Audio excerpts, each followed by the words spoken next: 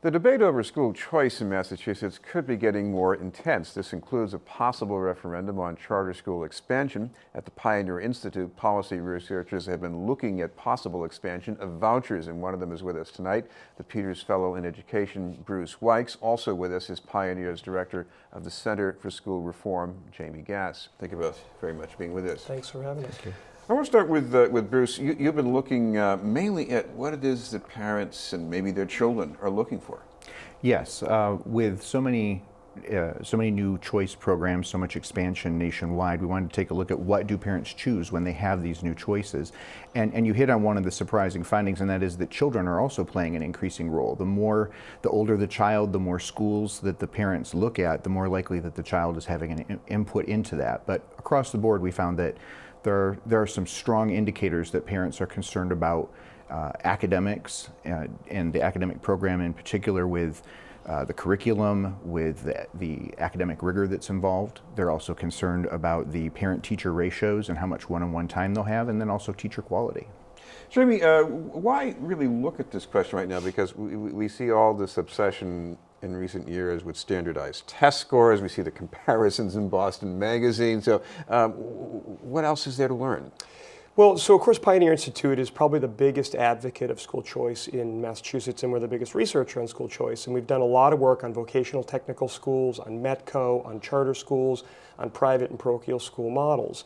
And what we think is that while Massachusetts has made historic improvements under the 1993 Ed Reform Law, and MCAS and the academic standards were a part of that, a big driver too was school choice. And that the charter schools in Massachusetts, on top of being the best in the country, are prompting and driving academic improvements across the board. And the work that Bruce has done really looks at private schooling. We know that whether it's the president or a former governor or a lot of policymakers tend to send their kids to these elite private schools. We wanted to get a better grasp on what it is that parents and students pick when they have that choice to pick. Bruce, what about this? Because on one hand, this sounds like it's not quite a typical sample of families we're looking at, but I guess there's still something interesting about what they're trying to find. Right, yeah, the methodologies we looked at studies of choice programs across the country, but then the other methodology, which Jamie has just mentioned, is we took a look at some of your top tier schools in the New England, DC corridor, and of course also Punahou, and we took a look to see why would parents fight so hard. There's a complicated application process, there's interview process, there's a very small acceptance rate, a very large waiting list. Why are you drawn to those schools? And it's a variety of reasons. Well, I imagine one of them must be that the students who graduate from those schools get into very exclusive, prestigious colleges. Absolutely, there's the tradition that's associated with the schools being associated with Ivy Leagues and the matriculation into college. There's definitely the strong academics, the emphasis on math and science and English, the continued emphasis on American history that's been lost somewhat in some of our public schools. But there's also a concern for matching their student, their particular child, to programs that will appeal to their strengths. So that's where some of the non-academics come in, and these schools are well funded to support some of the non-academics as well, the extracurricular activities that would draw a student. And they also are well funded for things like science, technology, research, some of those things. So all of those factors together make it a very appealing package to prospective parents. Jimmy, what's the relevance of this to what's going on in Boston and many other cities? Because, basically a lot of us say, my kid doesn't have to go to a prep school, but, we certainly deserve something better than let's say, the normal run of options. Massachusetts was really fortunate because back in 1993, the three architects of Ed Reform, Tom Birmingham, Bill Weld, and Mark Roosevelt, themselves were all products of elite private or parochial schools. They brought that kind of high-quality academic focus to their policymaking, and that, I would argue, was a significant factor in us doing as well as we have. That, too, has driven the charter conversation. The charter schools have a remarkable record of not only bridging achievement gaps between wealthier districts and poorer districts, but also exceeding the performance of a lot of the white districts. So, what we're trying to say here is that we've got great charter schools, we've got great private and parochial schools, we've got excellent examples from Metco, that the more options and the more choices of high quality that students and families have, the better.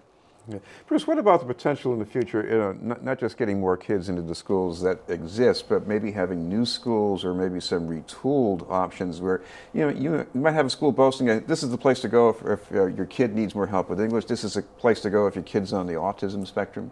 Yeah, that's actually one of the really exciting things that you see in the choice movement. And in places like Arizona, where they've started the education debit card, their parents have that option to look for the particular school or services. They can do, I think more than 60% of them choose to just use it like a voucher and go to a school, one school, but the rest of them are choosing to do a more a la carte approach and find the specific complement of services. In particular, you mentioned autism, and there were a large number of parents with children who were not being served well, who are now engaging and successfully progressing in academics because they have that option under a choice program. And that's just one example.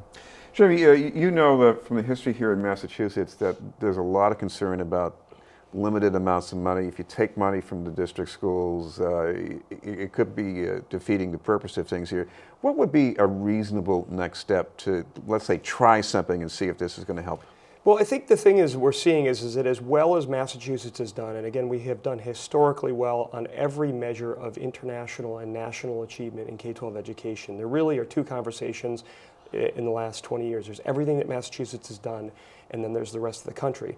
That said, we do have achievement gaps. We have deep pockets of chronic underperformance in our urban districts, including Boston. And you see cities like New Orleans and DC are really pushing the envelope. That is to say that have well over half the students are in charter schools. Other districts are exploring vouchers and greater school choice options. And I think there's just a growing understanding that whether it's global competitiveness or fundamental civil rights, that these things need to occur. Policy makers need to have the courage and the foresight to begin to push the conversation even further. And we hope that that's what we're doing with our research, that we're able to help stimulate the public debate and discussion to help take Massachusetts even higher than we've done. Bruce, what about you? Could you picture a kind of a demonstration pilot project you'd like to see, let's say, here in Boston? Wow. That's kind of an open-ended question. There is a strong track record of a variety of programs that have existed in Boston, as Jamie just detailed. I think that we have some examples of, we don't have a voucher system, but there's some examples of a pseudo voucher system already in place, in that many of these private schools have raised their endowments to such a level that they do needs-blind admission. And so the admission process in no way is connected to the financial need process. And if you're accepted, then they fund you to attend the school. And that, what an example that is. And so that in some ways could be an encouragement to think outside the box and look for other opportunities here in Massachusetts. All right, Jamie, of course, the other big question here is about parochial schools. A lot of people value them in Massachusetts, but there's also a lot of reluctance to fund them publicly. Right. No, it's a great question. So Massachusetts has these two what we call know-nothing amendments that are in our state constitution that were pushed by the Know-Nothing Party in the mid-19th century that prohibit public dollars going to private and parochial schools. And so that is a significant legal barrier for vouchers in Massachusetts, the way they have in DC or they have in New Orleans. But what we know from the evidence and the research that we have done is that the Catholic schools in Massachusetts, and the ones in Boston in particular, are even outperforming Massachusetts. So they are among the best, if not the best, Catholic schools in the country. And our view is that if we're really serious about making sure that education is a birthright and there's equality of opportunity across the board, that we need to have all the options on the table, whether it's private schools, parochial schools, Metco, Voc Tech, charter, you name it. We need to have all of them, and that competition will help push the public system to improve further. But that also that these children will have access to academic excellence as an end in itself.